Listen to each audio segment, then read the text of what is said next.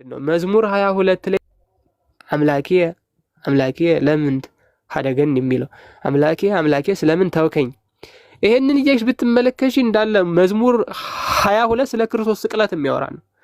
ስለዚህ የሰቀላችሁት እንደው ተራ ሰው ሳይሆን በዳዊት ትንቢት የተነገረለት መሲሁ እኔ ነኝ አምላካችሁ እኔ ነኝ እያላቸው ነው። አምላኬ አምላኬ ስለምን ተውከኝ ሲል እንጂ እሱ አምላክ ኖሮት ወደ አምላኩ እየጸለየ ምናምን አይደለም። ማስረጃ ነፍሴን ራሴ አኖራታለሁ እንጂ ከጄ የሚነጥቀኝ ማንም የለም ብሎ በዮሐንስ ወንጌል 16 ላይ ተናግሯል።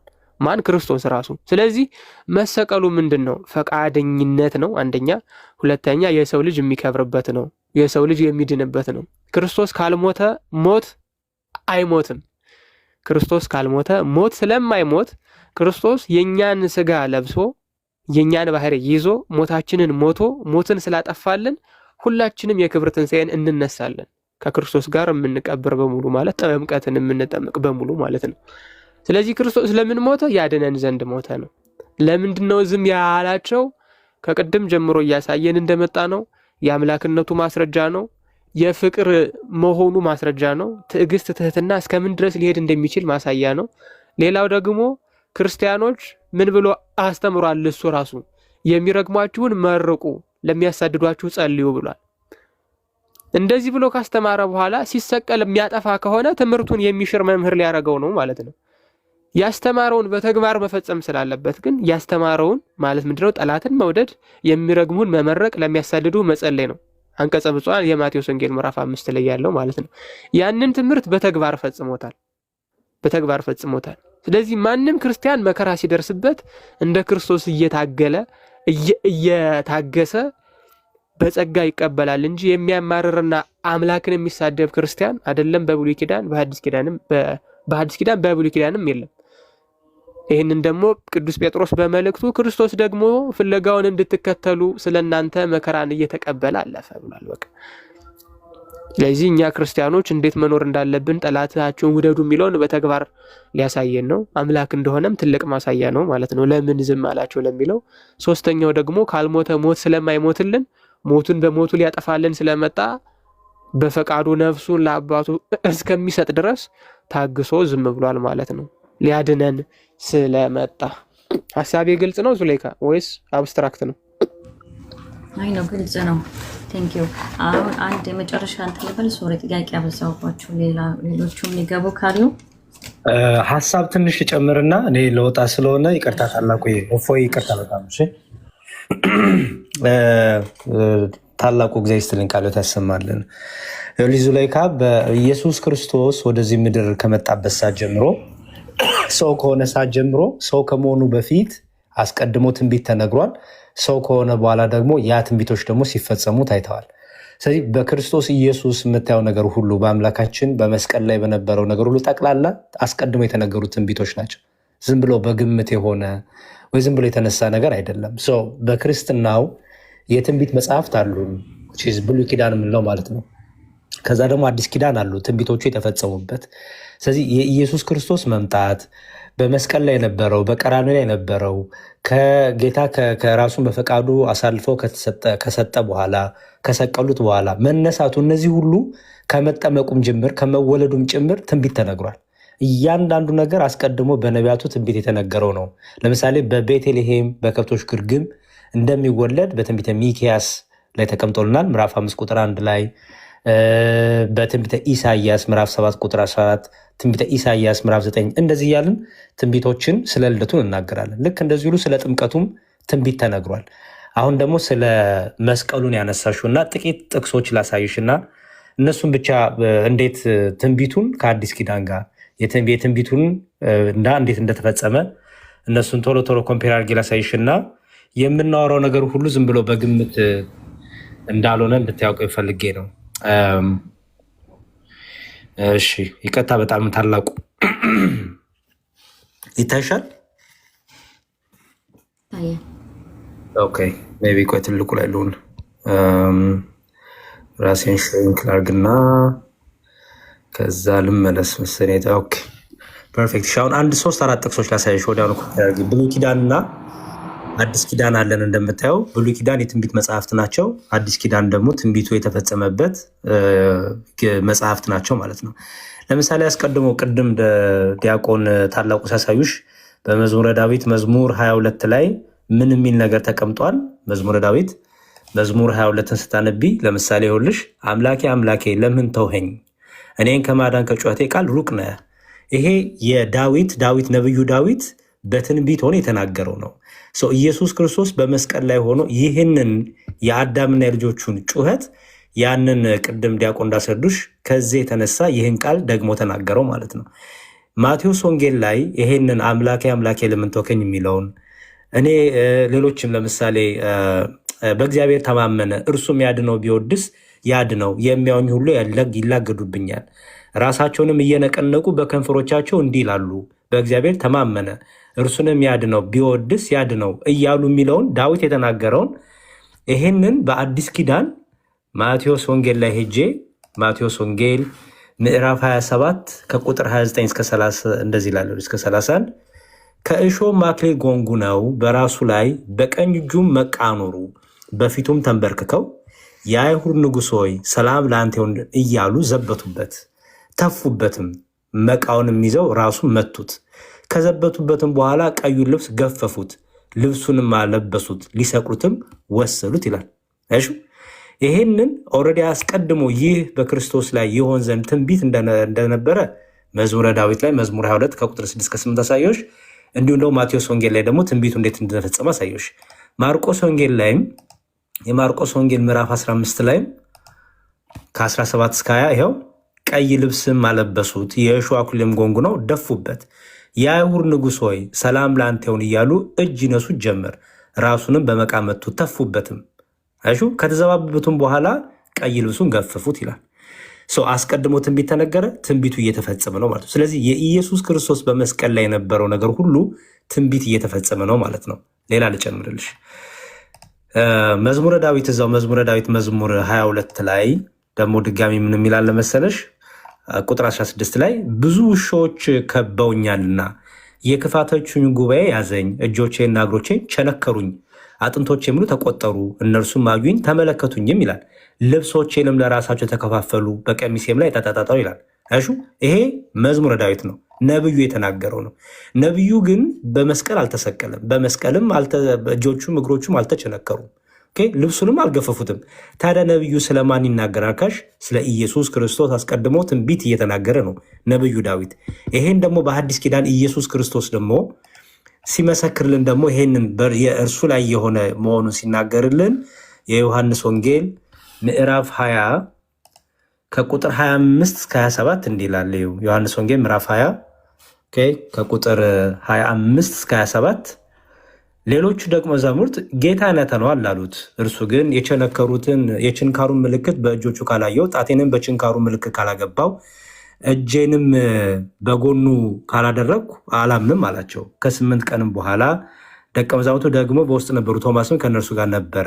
ደጆቹን ተዘግተው ሳሉ ኢየሱስ መጣ፣ በመካከላቸውን ቆሞ ሰላም ለእናንተ ይሁን አላቸው። ከዚያም በኋላ ቶማስም ጣትን ወደዚህ አምጣና እጆቼን እይ፣ እጅንም አምጣና በጎኔ አግባው፣ ያመንክ እንጂ ያላመንክ አትሁን አለው። ቶማስም ጌታዬም አምላኬም ብሎ መለሰለት ይላል።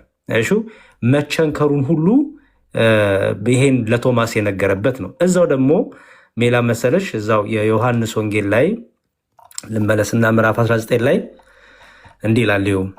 እሺ ይኸው እዚህ ጋር ቁጥር 23 ላይ ጭፍሮችም ኢየሱስን በሰቀሉበት ጊዜ ልብሶቹን ወስደው ለእያንዳንዱ ጭፍራ አንድ ክፍል ሆኖ በ4 ክፍል ከፋፈሉት። እጀ ጠባቡንም ደግሞ ወሰዱ። እጀ ጠባቡም ከላይ ጀምሮ ወጥ ሆኖ የተሰራ ነበር እንጂ የተሰፋ አልነበረም። ስለዚህም እርስ በእርሳቸው ለማን እንዲሆን በእርሱ ዕጣ እንጣጣልበት እንጂ አንቅደደው ተባባሉ። ይህም ይላል እዚህ ጋር ይህም ልብሴን እርስ በእርሳቸው ተከፋፈሉ፣ በእጀ ጠባቤም ዕጣ ተጣጣሉበት የሚለው የመጽሐፍ ቃል ይፈጸም ዘንድ ነው ይላል። እሺ ቅድም ያነበብኩልሽ መዝሙረ ዳዊት መዝሙር 22 ቁጥር 16 ላይ ነብዩ የተናገረው ስለ ኢየሱስ ክርስቶስ ስለሆነ ክርስቶስ ምን አለ? ልብሴንም እርስ በርሳቸው ተከፋፈሉ፣ በእጀ ጠባቤም ዕጣ ተጣጣሉበት የሚለው የመጽሐፍ ቃል ይፈጸም ዘንድ ነው ይላል። ስለዚህ በመስቀል ላይ የነበረው በዛ በዓርብ ዕለት የነበረው ነገር ሁሉ ትንቢት እየተፈጸመ ነው። ደግሞ ቸርነቱንም ምሕረቱንም ይቅርታውንም ደግሞ እያደረገላቸው ነው። ግን ደግሞ ትንቢቱን ደግሞ እየተፈጸመ እንደሆነ እንድታቂ ነው። ሜይ ቢ አንድ የመጨረሻ ላሳይና ወደ እፎይ ወይም ወደ ታላቁ ልክ መልስሻለሁ ማለት ነው። ሌላው ትንቢተ ኢሳያስ አሁን ያሳየሁሽ የዳዊትን ነው። ጥቂት ትንቢት ነው ያሳየሁሽ፣ ብዙ ትንቢት አለው። ሌላ ነቢይ ደግሞ ላምጣ።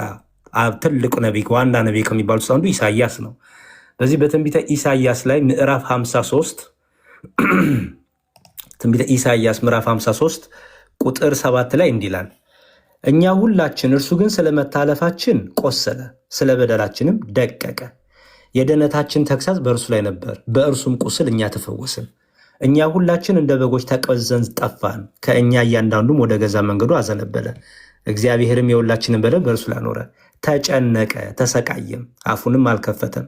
ለመታረድም እንደሚነዳ ጠቦት በሸላቾቹ ፊት ዝም እንደሚል በግ እንዲሁ አፉን አልከፈተም ይላል። እሺ፣ በምሳሌ ነብዩ እየተናገረ ነው።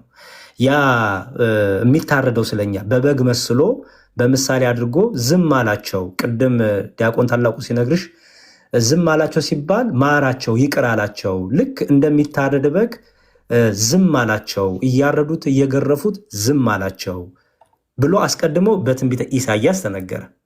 ኦኬ። ከዛ በኋላ ይሄንን ደግሞ መጽሐፍ ቅዱስ በአዲስ ኪዳን ደግሞ የት ላይ ታገኘዋለሽ? የማቴዎስ ወንጌል ላይ ማቴዎስ ወንጌል ምዕራፍ 27 ከቁጥር 12 እስከ 14 እንዲህ ይላል፣ የካህናት አለቆችም ሽማግሌዎችም ሲከሱት ምንም አልመለሰም። በዚያን ጊዜ ጲላጦስ ስንት ያህል እንደሚሰክሩበት አትሰማምን አለው። ገዥውም እጅግ እስኪደር ድረስ አንዲት ቃል እንኳን አልመለሰለትም ይላል። እሺ፣ አንዲት ቃል እንኳን አልመለሰለትም። ምክንያቱም ቅድም አስቀድሞ በትንቢተ ኢሳያስ በሸላቾቹ ፊት እንደሚታረድ በግ ዝም አለ፣ ምንም አልመለሰላቸውም ወይም አልቀጣቸውም ማለት ነው። በማርቆስ ወንጌል ላይም የመጨረሻ ጥቅሴ ናት። የማርቆስ ወንጌል ምዕራፍ 15 ከቁጥር 3 እስከ 5 እንዲህ ይላል። ይኸው የቅድሙን ደግሞ ሲናገር የካህናት አለቆችም ብዙ ያሰጡት ነበር፣ እርሱ ግን ምንም አልመለሰም። ጲላጦስም ደግሞ አንዳች አትመልስምን? እነሆ በስንት ነገር ያሳጡሃል ብሎ ጠየቀው። ኢየሱስም ከዚህ በኋላ ጲላጦስ እስኪደነቅ ድረስ ምንም አልመለሰም። በዚያም በዓል የለመኑትን አንድ እስረኛ ይፈታላቸው ነበር። በአመፅም ነፍስ ከገደሉ ከአመፀኞች ጋር የታሰረ በርባን የተባለ ነበር። ሕዝቡም ወጥተው እንደ ልማዱ ያደርግላቸው ዘንድ እየጮሁ ይለምኑት ጀመር። ጲላጦስም የአይሁድን ንጉሥ እፈታላችሁ ዘንድ ትወዳላችሁን ብሎ መለሰላቸው። የካህናት አለቆችም በቅናት አሳልፈው እንደሰጡት ያውቅ ነበርና፣ የካህናት አለቆች ግን በርባን በእርሱ ፈንታ ይፈታላቸው ዘንድ ሕዝቡን አወኳቸው።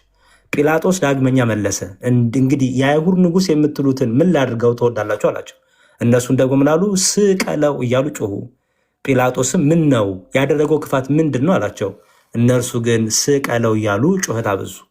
ጲላጦስም የሕዝቡን ፍቃድ ሊያደርግ ወደ በርባንም ፈታላቸው። ኢየሱስን ገርፎ እንዲሰቀል አሳልፈው ሰጠ ይላል። እሺ፣ በዚህ ሁሉ ውስጥ ኢየሱስ ክርስቶስ ምን አላለም?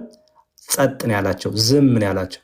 ለምን? ትንቢቱ እንዲፈጸም፣ አንድም ደግሞ ምሕረትን ይቅርታን ሊያስተምራቸው ይህን አደረገ። ምክንያቱም በማቴዎስ ወንጌል ለምን ቢሏል? አስቀድሞ ጌታ ሲያስተምር ለሚገሏችሁ ለሚያሳድዷችሁ ምሕረትን አድርጉ፣ ይቅር በሉ፣ ክፉን በክፉ አትመልሱ፣ ስለ እኔ ቢያሳድዷችሁ፣ ቢገሏችሁ፣ ቢሰድቧችሁ መርቋቸው፣ መልካም መልሱላቸው፣ አትበቀሏቸው ብሎ አስቀድሞ በቃል አስተምሯል። ስለዚህ ያንን አይሾ ያስተማረውን አሁንም በተግባር ደግሞ እያሳየ ነው።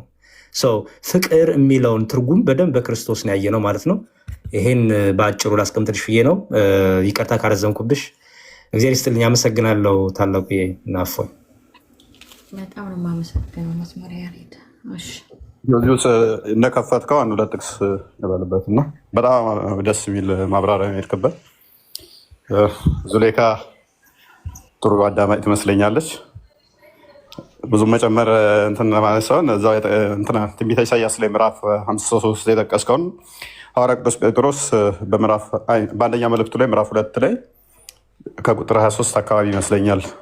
አንድ ክፈተው ሲ 23 አካባቢ ጀምሮ ምዕራፍ 2 አንደኛ ጴጥሮስ ነው። ጴጥሮስ ሶሪ እሺ፣ ምንድን ነው ያልኩት? እኔ አይደለም እንዴ ጴጥሮስ ነው ያልከው። እኔ ተሳስቼ ነው፣ ጣቴ ተሳስቶ ነው። እሺ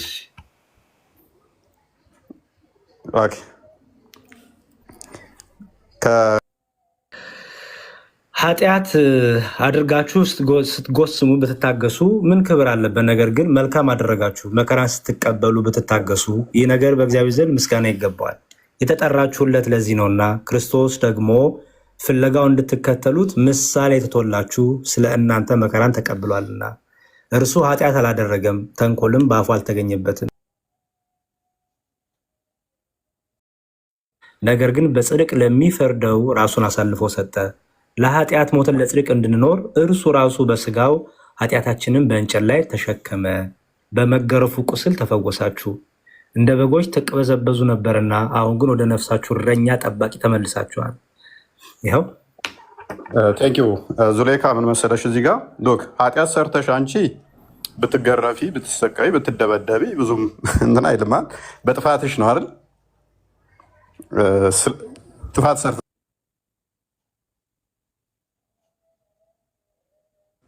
ያለ ጥፋትሽ ሲሆን ግን ያለ በደልሽ ሲሆን ግን ይህንን ሲያደርጉብሽ ክብር አለሻ። ትክክል። ያ ክርስቶስ ኃጢአት አልተገኘበትም፣ የለበትም። ይህን ሁሉ ሲያደርጉበት ክፉም አልተናገረም፣ ዝም አልላላ። ለምን?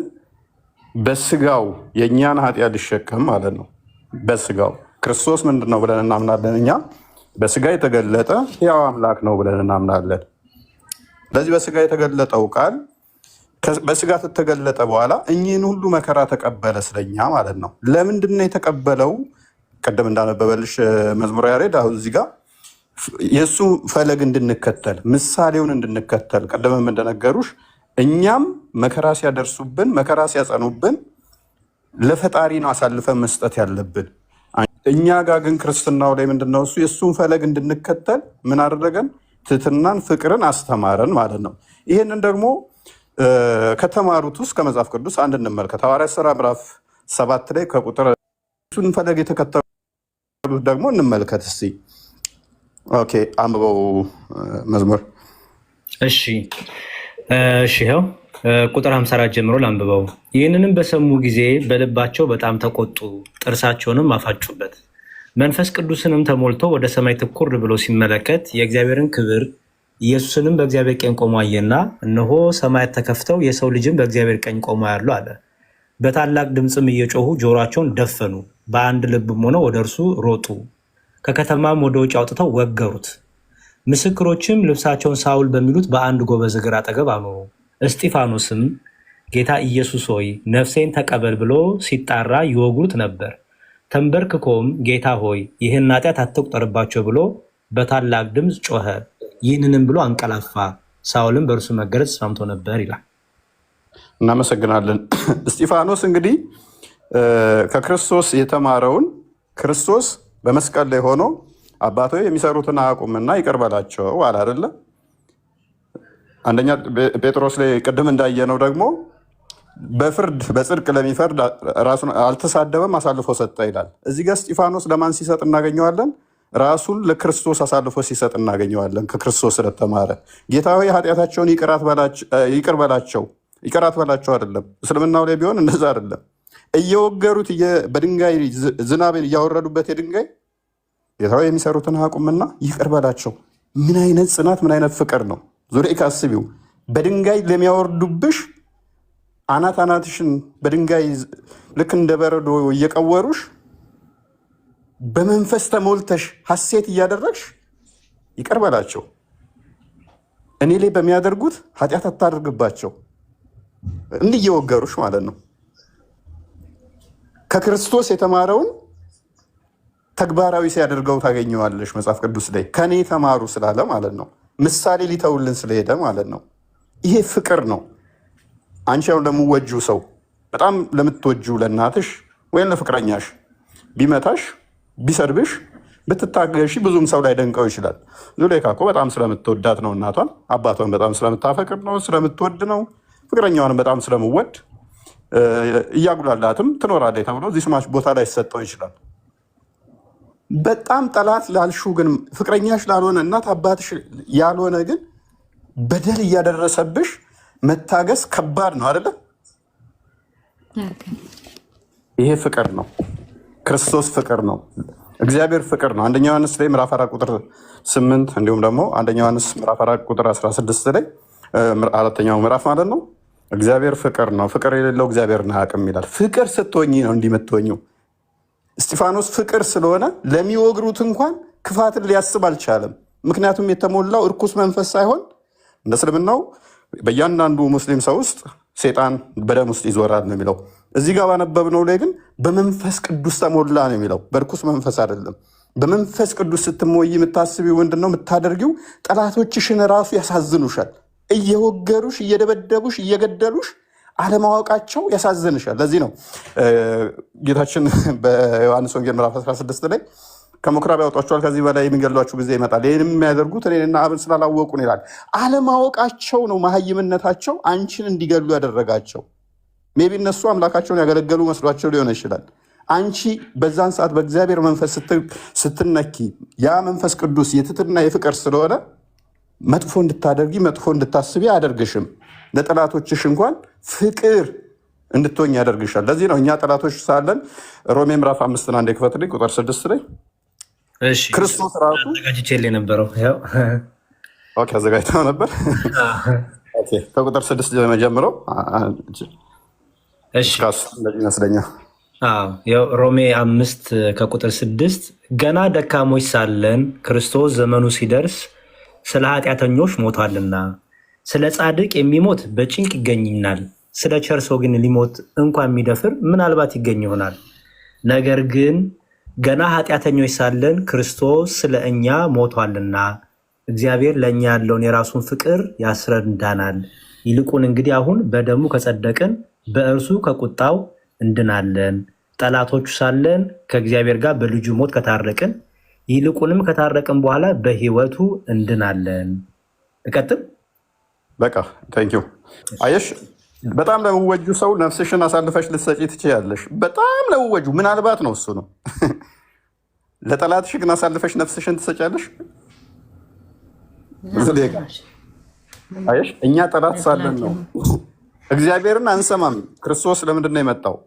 ውድቀቱንም በዛው እንድታስቢው። አንፈልግም አንሰማም ብሎ የሰው ልጅ ከእግዚአብሔር ተለይቶ የእግዚአብሔርን ቃል አፍርሶ የሴጣንን ቃል ዘፍጥረት ምዕራፍ 3 ላይ የሴጣንን ቃል ሰምቶ ከእግዚአብሔር ተለይቶ ነበረ የሰው ልጅ ማለት ነው። ተለየ ነው፣ ሻሸ ነው፣ ራቅ ነው። ከእግዚአብሔር ቃል ይልቅ የሰው ልጅ የሴጣንን ቃል ሰማ ማለት ነው። ቃሉን ቢሰሙ ኖሮ ዮሐንስ ወንጌል ምዕራፍ 8 ቁጥር 52 እንደሚናገር ለዘላለም ይኖሩ ነበረ። ቃሉን መስማት ስላልቻሉ የሴጣን ባሪያ ሆኑ፣ ሞት ነገሰባቸው፣ ሞት ሰለጠነባቸው። እግዚአብሔር ግን ዳኛ ነው። እንደ ዳኝነቱ ሞትን ፍርድ አመጣባቸው። ፍቅር ነው። እንደ ፍቅርነቱ ደግሞ ሞተው እንዲቀሩ አልፈለገም። ራሱ በስጋ ተገልጦ ይቅር አላቸው። ያንን እንድታስቢው ነው። ስለዚህ ክርስቶስ አንድም ትንቢት ሊፈጽም ነው መከራን የተቀበለው፣ አንድም ቤዛነት ግዴታ ስለሆነ ነው። በቤዛነት ላይ ደም ሳይፈስ ስርየት የለምና የግዴታ መሰቀል ነበረበት። ከዛ አንጻር ነው ሞት እንዲሻር። አንድም ምሳሌ ለእኛ ትቶልን ሊሄድ ነው፣ እኛ እንደዛ እንድንከተል። ኦኬ፣ እሺ። የእውነት በጣም ነው የማመሰግነው። ማለት ካልደከማችሁ አንድ ብቻ ልጠይቅና ልውረድ። አንድ ኦኬ፣ እሺ። ትጠይቂያለሽ ነው ጥያቄሽን መቀጠል ትችያለሽ። እሺ ወንድሜ አመሰግናለሁ። ሁለተኛ ይሄ የመጨረሻው ጥያቄ ምንድን ነው? ስትጸልዩ እንዲህ ብላችሁ ጸልዩ የሚላልና አባታችን ሆይ በሰማይ የምትኖር የሚለው ኢየሱስ ክርስቶስ ማለት እሱ አምላክ ነው። ግን አባታችን ሆይ ብላችሁ በሉ ሲል ሰማይ ላይ የኢየሱስ ክርስቶስ አባት አለ። አባቱስ ማን ነው የሚለው ማለት እስኪ ስለሱ አባታችን ሆይ ብሎ የሚል አለ፣ ረዘም ያለ የጸሎት እንትን አለና እስኪ ስለሱ እስኪ ንገሩ።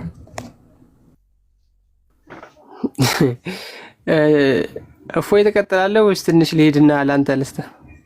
እፎ ቀጥል። እኔን አሰናብቶኝ። ይቅርታ በጣም ታላቁ እፎይ፣ ሌሊት ነው ሊነጋብኝ ነው። እስክጨርሽ ብዬ ነው። እሺ ዙሌይካ በርቺ። እሺ አሪፍ ነው በጣም መርምሪ። በተለይ ከራሱ የክርስትናን ትምህርት ከራሳቸው ከክርስቲያኖች መስማት እንዴት ነው የሚረዱት? መጽሐፋቸው እንዴት ነው የሚፈቱት? እንዴት ነው የሚተረጉሙት? እንዴት ነው አምልኮቸው? እንዴት ነው ትምህርታቸው? ነገረ ክርስቶስ እንዴት ነው የሚያስተምሩት የሚለውን ከኛው ከክርስቲያኖቹ መስማት ጥሩ እውቀት ይሰጥሻል ብዬ አምናለሁ። እና በርቺ፣ ጠይቂ፣ አንብቢ። እኔ በጣም ኢንከሬጅ አደርጋለሁ የሚመረምር ሰው በርቺ። እና ጥሩ ደግሞ ታላቁ ምፎይ በጣም እዚህ ያሉት እነ ቆስጠንጢኖስን እየመጣሽ ጥያቄዎችን ሁሉ ማቅረብ ትችላለሽ። ምንም ሳትፈሪ፣ ምንም ሳትሸማቀቂ ማቅረብ ትችላለሽ። እኛም ደግሞ እግዚአብሔር በረዳን አቅም እንመልስልሻለን። ያልቻለው ነገር ካለ ደግሞ ጠይቀን መተን አብረን እንማራለን ማለት ነው። እና በርቺ ለማለት ነው። እሱ ላይ ወንድሜ አመሰግናለሁ። እሺ ዲያቆን ደህና ዋሉ። እንግዲህ እፎይ ሁላችሁንም እሺ ያሬድ ምሕረቱን ይላክልን። አሜን አሜን አሜን። እሺ ዙሌይካ ክርስቶስስ በሰማይ አባት አለ ወይ ለሚለው ጥያቄሽ ምናልባት ያ ነው አይደለ? ጥያቄሽ ክርስቶስ አባት አለ ወይ ነው አይደለ ጥያቄው? አዎ ስትጸልዩ እንዲህ ብላችሁ ጸልዩ ብሎ የሚለው ጋር አባታችን ሆይ በሰማይ የሚለው እሱ ማለት ያኔ አባታችን ሆይ ብላችሁ በሉ ይልና እሱ ጋር ሌላ ደግሞ መጥምቀ ዮሐንስ በሚያስጠምቀው ሰዓት ላይ ይህ ነው የኔ ልጅ ብሎ ከላይ ያንን ድምጽ እሱ ማለት ኢየሱስ ክርስቶስ አባት ይሄ ነው የኔ ልጅ የተወደደው ልጅ ብሎ ያለው ከላይ ነው ያ ድምጽ የተሰማው ያኔ በሚጠመቅበት ሰዓት ላይ ማለት ነው። ሁለት ደግሞ አባታችን ሆይ ብላችሁ ጸልዩ ብለ ያለው ስለሱ። ስለዚህ ኢየሱስ ክርስቶስ አባት አለው። አባቱ ያው እግዚአብሔር ነው ወይስ ማን ነው የሚለው ነው። እሺ ጥሩ። አባት የሚባለው አብ ማለት ነው። አባትነት ለፍጥረቱ ሲሆን የጸጋ ነው። ለምሳሌ የጸጋ አባትነት ማለት የስጦታ ማለት ነው፣ የባህሪ ያልሆነ። ለምሳሌ እግዚአብሔር እኛ አባታችን ነው ብለን ነው የምናምነው። እግዚአብሔር ለሁሉም ፍጥረት ፈጣሪ ነው። ለሙስሊሙም ፈጣሪ ነው፣ ለኤቲስቱም ፈጣሪ ነው፣ ለሁሉም ፍጥረት ፈጣሪ ነው። አባት የሚሆነው ግን በስሙ ለተጠመቁና በእርሱ ህብረት ውስጥ ላሉ ነው። ስለዚህ ምንም እንኳ እግዚአብሔር የፍጥረት ሁሉ ፈጣሪ ቢሆንም አባት የሚሆነው ግን አባትነቱን ለተቀበሉና በልጅነት መንፈስ ለሚኖሩ ወራሽ ሆነው ለተጠመቁት ሰዎች ነው። ስለዚህ የእግዚአብሔር አባትነት ብለን ስንናገር ባህርያዊ አባትነት አለ። አብ ወልድን ያስገኘበት ምስጢር ወይም ኦንቶሎጂካል የምንለው ኮነታዊ፣ ልክ ቃሌ ከልቤ የተወልዶን አንቺ ጆሮ ላይ እንደሚደርሰው ማለት ነው። ለምሳሌ ቃልሽ ከልብሽ ነው የሚወለድ ወይስ እንዴት ነው? ማለት ልብሽ ስልሽ ይሄ ደም የሚረጨው ሳይሆን ከማወቅሽ እየተነሳ ነው ቃል የምታወጪው። ዙሌይካ አንቺ አዋቂ ከመሆንሽ እየተነሳ ነው አይደለ ቃል የምታወጪው ከአንደበትሽ። በጣም ጥሩ። ስለዚህ ያ የአብና የወልድ የአባትነትና የልጅነት ጉዳይም ልክ እንደ ልብና ልክ እንደ ቃል ነው። ቃል መቀዳደም፣ መለየት፣ መከፈል፣ መነጠል ሳይኖርበት ከልብ ተወልዶ እንደሚገኘው ወልድም እንደዚሁ ከአብ ተወልዶ ይገኛል። በዚህ ደረጃ በኦንቶሎጂ ማለት ነው ክርስቶስ የአብ ብቸኛ አንደኛ ልጅ ነው። ለምሳሌ የዮሐንስ ወንጌል ምዕራፍ 1 ቁጥር 18 ላይ ምን እንደሚል አንዴ ላሳይሽ እና ቪዲዮ ላብራ ይመስለኛል። እሺ ይታያል ብዬ ተስፋ አደርጋለሁ። መቼም ቢሆን እግዚአብሔርን ያየው አንድስ እንኳን የለም። በአባቱ እቅፍ ያለ ምኑ ነው የሚለው? አንድ ልጁ እርሱ ተረከው። አንድ ልጁ የሚለው እዚህ ጋር ምንድን ነው? ብቸኛ ልጁ ነው። ወልድ ለአብ ብቸኛ ልጁ ነው ማለት ምንድን ነው? በባህሪ የሚወልደው በአካል የሚተካከለው በባህሪ የሚመስለው ክርስቶስ ብቻ ነው፣ አብን ማለት ነው። ስለዚህ በአባቱ እቅፍ ያለ አንድ ልጁ እርሱ ተረከው እንጂ ብሎ ሲናገር እዚህ ጋር ኦንቶሎጂካል ልጅነት ነው። አካል ዘማካል ባህሪ ዘምባህሪ መወለድን የሚያሳይ ነው። ይሄ ልክ ቅድም ቃልሽ ከልብ እንደሚወለደው እንዳልኩሽ ማለት ነው። ከዛ ደግሞ ምን ይላል? ከጥንት ጀምሮ የዕብራውያን መልእክት ምዕራፍ 1 ነው ከቁጥር 1 ጀምሮ ከጥንት ጀምሮ እግዚአብሔር በብዙ አይነትና በብዙ ጎዳና ለአባቶቻችን በነቢያት ተናግሮ ሁሉን ወራሽ ባደረገው ደግሞም ዓለማትን በፈጠረበት በልጁ በዚህ ዘመን መጨረሻ ለኛ ተናገረን ይላል። አየሹ? ዓለማትን በፈጠረበት በልጁ በዚህ ዘመን መጨረሻ ለኛ ደግሞ ተናገረን። አሁንም እዚህ ጋር ይሄ ፍጥረት ሁሉ ለእግዚአብሔር ልጅ የሚባልበት አገባብ ሳይሆን ወልድ ለአብ ብቻ ልጅ የሚሆንበት ነው። ከዚህ ውጪ ግን ፍጥረት በሙሉ ለእግዚአብሔር ልጅ ተብሎ ይነገርላቸዋል። ለምሳሌ ዘዳግም 32:6 ላይ ልውሰድሽ። ፍጥረት በሙሉ የእግዚአብሔር ልጆች ተብለው ይነገርላቸዋል። እስራኤልም ቢሆን የእግዚአብሔር ልጆች ናቸው። እሺ ለእግዚአብሔር ይህን ትመልሳለህን ይላል። ለእግዚአብሔር ይህንን ትመልሳለህ? የገዛህ አባትህ አይደለምን የፈጠረህና ያጸናህ እርሱ ነው ይላል። ስለዚህ አሁን ፍጥረት ሁሉ ለእግዚአብሔር ልጆች ናቸው ሲባል ወይም ደግሞ እግዚአብሔር ለፍጥረቱ ሁሉ አባት ነው ሲባል በምን ኮንቴክስት ነው? በመፍጠርና በማጽናት ነው። ወልድ ግን የአብ ልጅ ነው ሲባል ስለሚፈጥረውና ስለሚያጸናው ሳይሆን ኦንቶሎጂካሊ ልክ ቃል ከልብ እንደሚገኘው አካል ዘማካል ስለሚገኝ ነው። ልክ አሁን እኔ ቃሌን ወደ አንቺ ብልክ ቃሌን ካላከበርሽው እየተገኘበት ልቡን አለማክበር ነው ባጭሩ። አይደለም ሌላው ቀርቶ የንጉስ ደብዳቤ ብትቀዳድጂ ወይ ጠቅላይ ሚኒስትሩ የፈረመበትን ደብዳቤ ብትቀዳድጂ አላከበርሽም የምትበየው እየተገኘበትን ነው። ለምን? ያ የንጉሱ ፐርፌክት ሪፕሬዘንቴሽን ስለሆነ ማለት ነው። ስለዚህ ወልድ ለአብ ልጅ ነው ሲባል በፍጥረቱ አገባብ አይደለም፣ በመፍጠር አይደለም። ይሄንን ብቻ አይደለም። ትንቢተ ኢሳይያስ ምዕራፍ 63 ቁጥር 16 ላይ፣ ትንቢተ ሚልክያስ ምዕራፍ 2 ቁጥር 10 ላይ፣ ትንቢተ ኢሳይያስ ምዕራፍ 9 ቁጥር 6 ላይ እንደውም አንዱን ገልጬ ባሳይሽ ቶሎ የምሄደው ለምንድን ነው? ብዙ ሰዓት እንዳልወስድ ነው፣ ለሌሎቹ ምድል ለመስጠት እንዲመች ነው። ለምሳሌ ትንቢተ ኢሳይያስ ምዕራፍ 9 ቁጥር 6 ላይ ልውሰድሽና አንድ ነገር ላሳይሽ። አብይ ነብይ ከሚባሉት መካከል አንደኛው ነው። ይሄው ሕፃን ተወልዶልናል ይላል። ሕፃን ተወልዶልናልና እንዴ! እሺ ወንድ ልጅም ተሰጥቶናልና አለቅነትም በጫንቃው ላይ ይሆናል። ስሙም ይላል ድንቅ መካር፣ ኃያል አምላክ፣ የዘላለም አባት።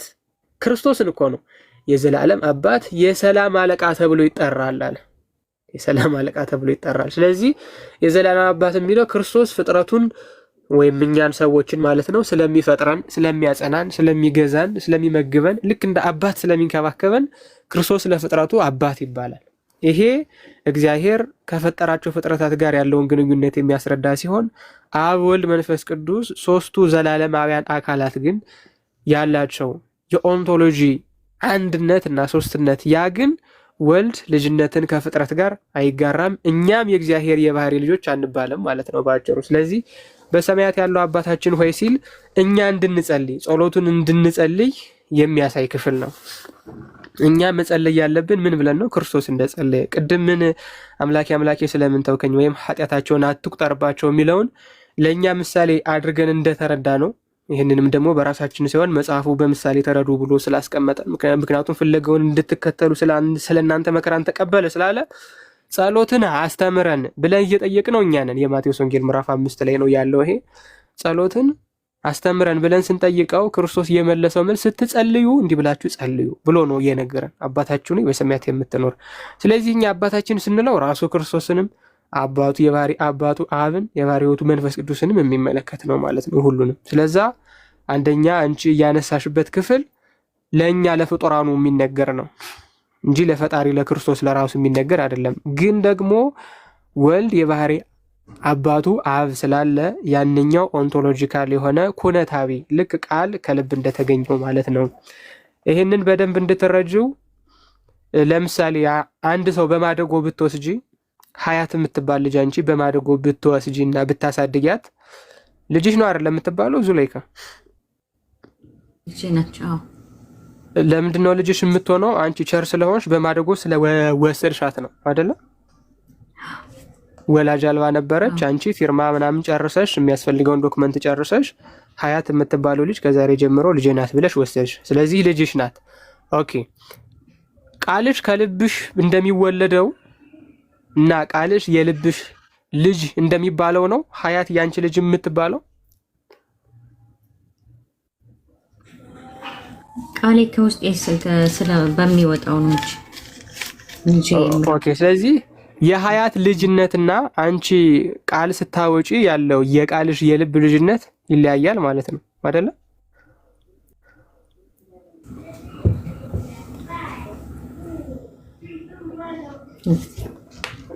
አልገባሽም?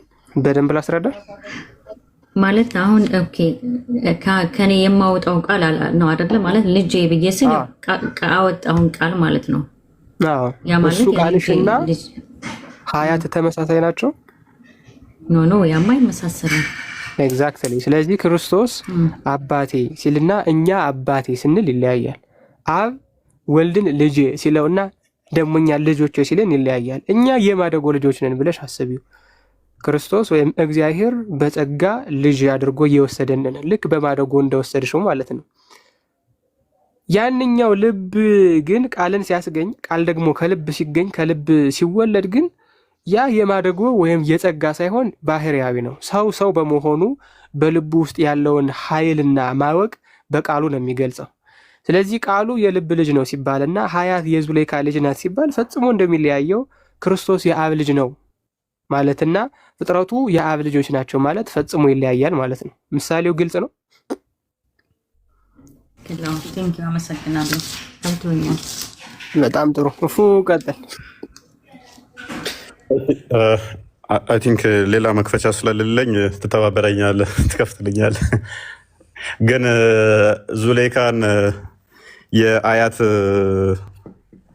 የማደጎ እናት አድርገሃታል። ዙሌይካ ተስማምተሻል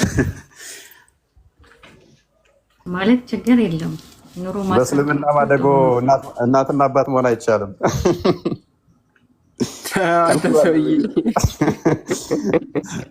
እዚሁ በምሳሌ አድርገህ ታከፍራታለህ እንዴ?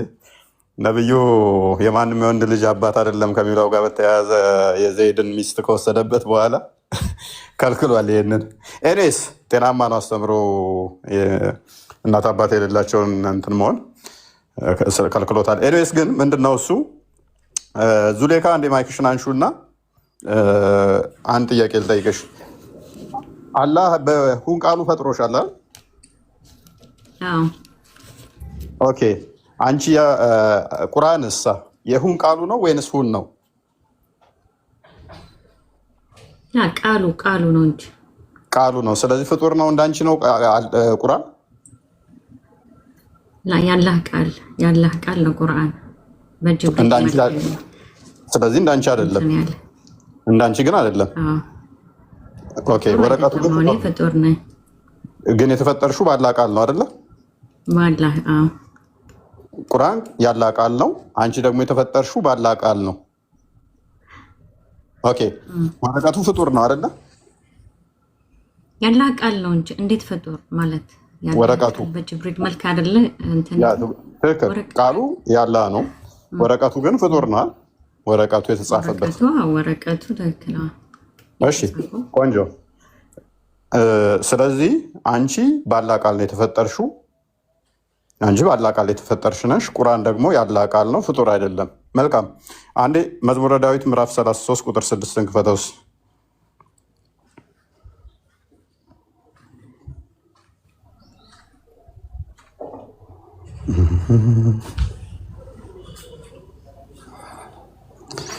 ኦኬ አንብበው።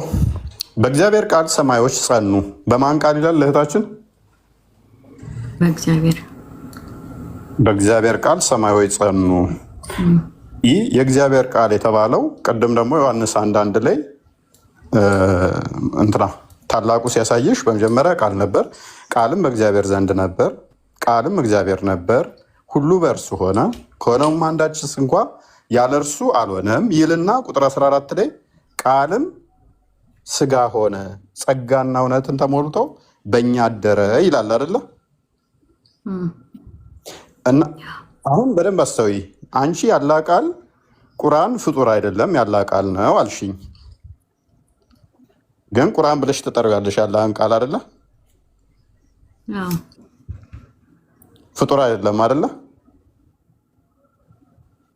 ቁርአን ያላህ ቃል ነው፣ ግን ፍጡር እንዴት ሊባል ይችላል? ግን ያኔ ፍጡር ስንል አሁን ምሳሌ ቆንጆ። ስለዚህ ያላህ ቃል ነው፣ ፍጡር አይደለም። ያላህ ቃል ነው። ያላህ ቃል ከሆነ ፍጡር አይደለም።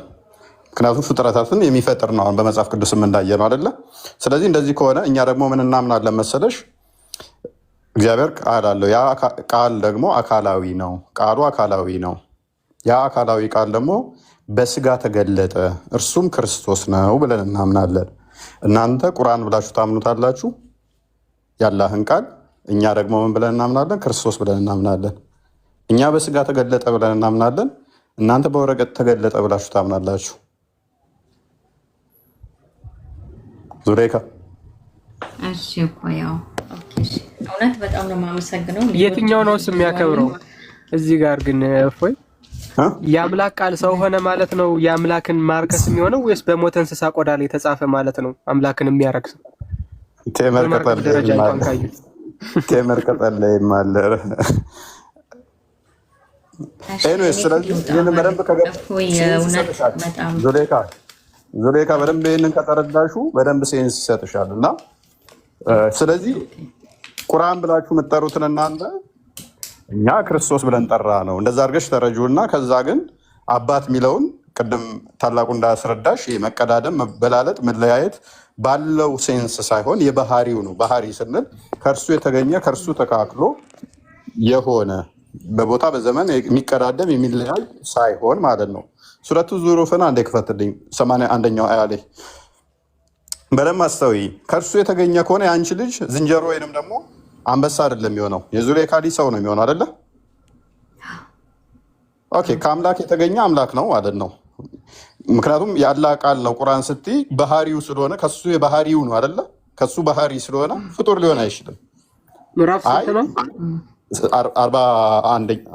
43 መሰለኝ 43 ሱረቱ ዙሩፍ። ስለዚህ ያ የአላህ ቃል ፍጡር እንደማይሆነው ሁሉ ባህሪው ነው። ክርስቶስም ደግሞ የአብ የባህሪ ልጅ ነው። ዕብራውያን 1 ላይ ቅድም ስላሳየሽ ማለት ነው የባህሪ ልጅ የጸጋ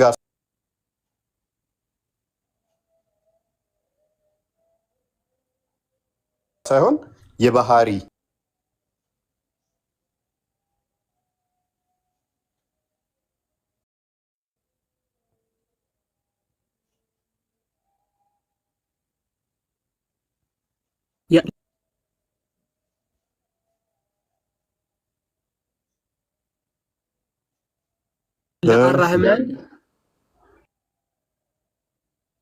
ለአራህማን ልጅ የለውም እንጂ ቢኖረው እኔ ከተገዢዎች የመጀመሪያው ነኝ በላቸው ይል። አራህማን አላህ ነው አይደለ? ዙሬካ ኦኬ። ልጅ ቢኖረው ከተገዢዎቹ የመጀመሪያ ነኝ በለው ሙሐመድን ይለዋል። አላህ ልጅ ቢኖረው ከተገዢዎቹ ሙሐመድ የመጀመሪያው ነበር ይሆን ነበር አይደል? ተገዢው ይሆን ነበር ነው አይደል? እሺ አራህማን ልጅ ቢኖረው ሙሐመድ ሊገዛው የሚችለው ልጁ ፍጡር ቢሆን ነው ወይንስ ፈጣሪ ቢሆን ነው? መሐመድ ምን ቢሆን ሙሐመድ የአራህማንን ልጅ ሊገዛ የሚችለው የአራህማን ልጅ ምን ቢሆን ነው? ፍጡር ቢሆን ነው ወይንስ ፈጣሪ ቢሆን ነው? ሊገዛው የሚችለው ሊያመልከው የሚችለው ምን ቢሆን ነው? ማለት እዚህ ጋር አሁን ለመሐመድ ነው ለአላህ መመልሰው ፍጡር የሚለው ጋር ነብያቱ ሰለላሁ ዐለይሂ ወሰለም ፍጡር ናቸው። ግን እሱ ነው ያልከው አላህ ልጅ ቢኖረው አለ ለሙሐመድ እየነገራቸው ነው። ለሙሐመድ እየነገረው ነው። አላህ ልጅ ቢኖረው የለውም፣ ግን ቢኖረው ኖሮ እኔ ለልጁ ተገዢ ነኝ፣ የተገዢዎች መጀመሪያ ነኝ በላቸው አለው። ለእናንተ ነው የሚነግራቸው አይደል ሙሐመድ። ስለዚህ አራህማን ልጅ ቢኖረው የተገዢዎች መጀመሪያ ነኝ በላቸው ይላል። መጥቶ ሙሐመድ ይህንን ክፍል ሲሰብካችሁ ምን ብሎ የሚሰብካችሁ?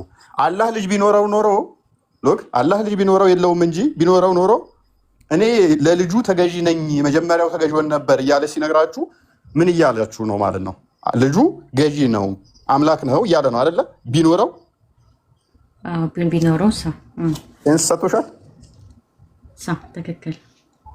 ኦኬ። ስለዚህ እኛ ደግሞ አምላካችን ቃሉን ልጅ ብለን ጠራ ነው። ቃሉ ደግሞ አካላዊ ነው። ስለዚህ ልጅ ብለን እንገዛዋለን። በቁርአኑም ሴንስ እንትን ከሄድን ትክክል ነን ማለት ነው አይደለ? ኦኬ። ስለዚህ እንደዛ ነው። አሁን ግን ይብቃኝ። እፎይ የእውነት በጣም ነው የማመሰግነው። ለመጀመሪያ ጊዜ ነው የትም ቤት ሂጄ አላውቅምና ማለት ጥያቄ ስላለብኝ ክርስቲያኖች እኔ ጋር ይመጣሉ፣ መጠይቃቸውን ይመልሱልኛል። ግን ይበልጥ ደግሞ ከእናንተ አንደበት መስማት እንፈልጌ ነው። ብዙ ጥያቄ አሉ፣ ግን ያው እመጣለሁ ሌላ ጊዜ። ዛሬ አንድ ብያለሁ። ኢንሻአላህ ትመልሱልኛላችሁ። በዚህ አጋጣሚ ደግሞ እፎይ ወንድሜ ያው እንደዚህ ሚዲያ ላይ ወጥቼ ሳይሆን ብቻ ለራሴ ሰድብ ያለው የሆነ ሰዓት ላይ ያው ይቅር በለኝ፣ ባለማወቅ ነው። ኧረ ችግር የለውም። በውስጥ እንደሚመጡልሽ እያወቅሽ በውስጥ መጥተው ሊያሸማቅቁሽ ይሞክራሉ፣ ሊሰድቡሽ ይሞክራሉ። ማንንም እንዳትሰሚ። እኔ የትም ቤት አልሄድም፣ ኮሜንትም አላይም፣ ቴክስትም አልመልስም። ጥያቄ የተሰማኝ ጥያቄ ያው ቤቴም ያው ስለምታወቅ እጠይቃለሁ። ለምን እነፉ ያሉበት ቦታ ላይ አጠይቅም ብለው ስላሉ ነው። እዚህ መጥቼ ለመጠየቅ እመጣለሁ፣ ግን እፈራለሁ ማለት የትንቤት እጄ እንትን ብዬ ስለማለቅ በተቻለኝ አቅም ግን አነባለሁ እና ሳነብ እንደዚህ ጥያቄ የሆነብኝ ነገሮችን ነው እስኪ በቤቴ ላይ እንትን እምለው ዛሬ ጀምሬያለሁ። ወይም መዝሙር ያሬድም እንዲሁም ሁላችሁም በጣም ነው የማመሰግነው። እንግዲህ ካልሰለቻችሁኝ እየመጣሁ ጠይቃለሁ። ያው በጣም ለጥያቄ መልስ አገኛለሁ ብዬ ተስፋ አደርጋለሁ በክርስትናው ጋር ማለት ነው። እሺ እግዚአብሔር ይርዳሽ፣ በርቺ፣ ጸሎት አድርጊ። እኔ ሪከመንድ ማደርገው ከጥያቄው ምንም ባልተናነሰ የእኛ አምላክ የመገለጥ አምላክ ነው ብዬ አምናለሁ። በንጹህ ልብ ጠይቂው፣ ተገለጥልኝ በይው። ብዙዎቹ እንዲገለጽላቸው ስለማምን በንጹህ ልብ ምን እያለኝ ነው እንዳትዪ፣ ተገለጥልኝ በይው፣ ምራኝ በይው። አለ ምልክት አልተውኳችሁም ስላለ ምልክት ይሰጥሻል። በርቺ። ኦኬ፣ እሺ፣ በጣም ነው የማመሰግነው ወንድሜ። እሺ፣ እሺ፣ ሰላም ዱላይ ከይቺን የቤት ስራ ዝም ብሎ ትይዣታለሽ። እንደ እስልምና ጂሰስ የሚሉ ኢሳ የሚሉትን ስፕሪት ኦፍ አላ ኤንድ ሂዝ ወርድ ነው ተብሎ ይታመናል። እንደምትመለከችው በስክሪን ላይ እንደከፈትኩልሽ ዩ ቤተር ጎ ቱ ጂሰስ ስፕሪት ኦፍ አላ ኤንድ ሂዝ ወርድ ብሎ ያስቀምጠዋል።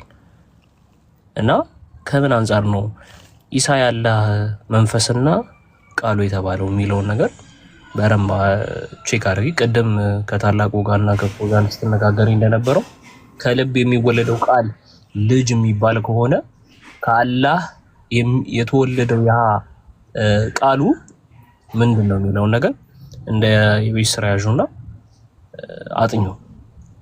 ወደፊት እንነጋገርበታለን። እሺ፣ እሺ፣ እሺ ወንድሜ አመሰግናለሁ። ኦኬ፣ ቃሎት ያሰማልን ወንድሞች።